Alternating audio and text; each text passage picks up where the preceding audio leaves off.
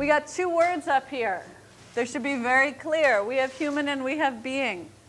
If we're all human beings, then the question is, what does it mean to be human?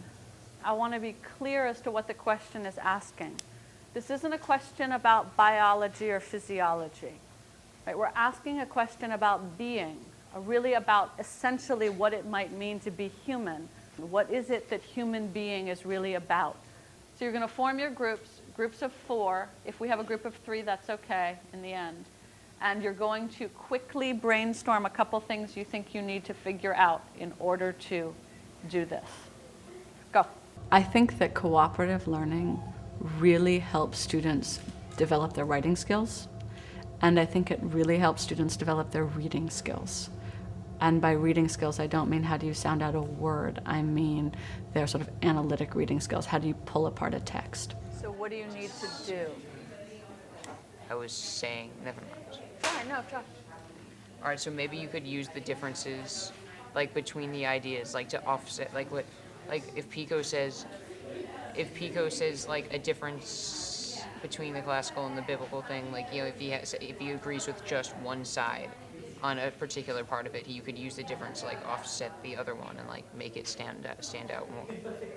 Okay, you're going more. Well, I like working with classmates in small groups because I'm usually pretty good at history, but when there are other people in the group, I still hear things that I have never heard before, and I was like, oh, you know, that's an interesting way of thinking about it. So it helps you to understand what you're learning more. Know the differences know the similarities and differences between the classical and biblical ideas. You know, I would explain it to them, and once they understood it, they'd be able to explain it back to me in a different way, and I would get something out of it too. That's helpful because either you'll be moving at a very fast or a very slow pace, or all the people will be working together to move at a medium pace if they're mixed.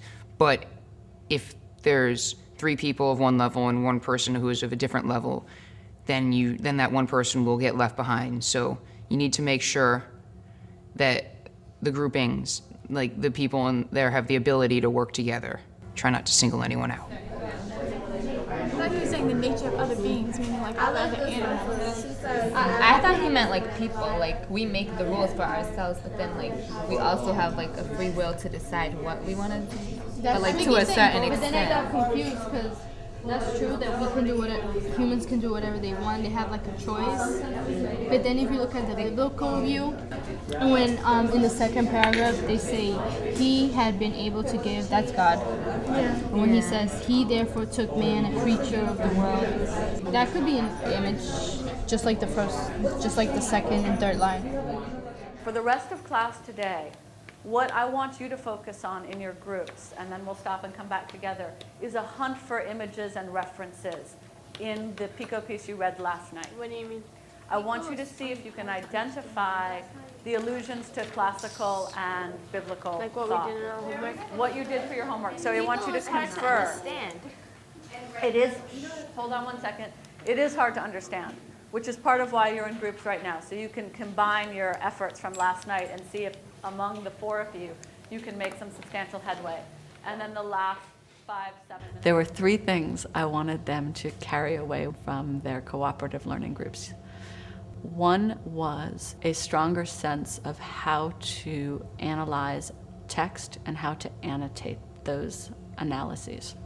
The second was a understanding of the text itself and how to connect that understanding to the homework assignment they were being asked to do that night. And then all others go below. What's the universal chain of being referring to?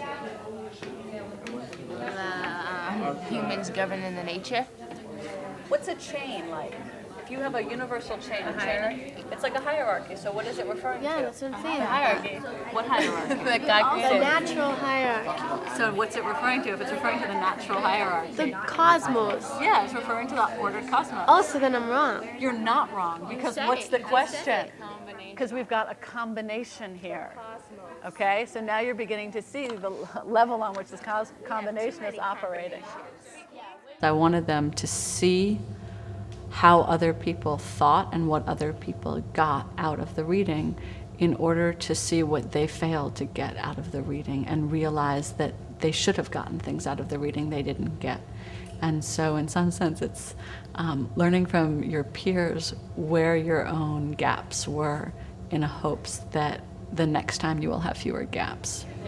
Oh, see, now you know. You need to know it. You need to know it for the Reformation. You need to know it for humanism. You need to know it for the Enlightenment. That's why I'm asking. Sorry, but I feel like I'm in college already.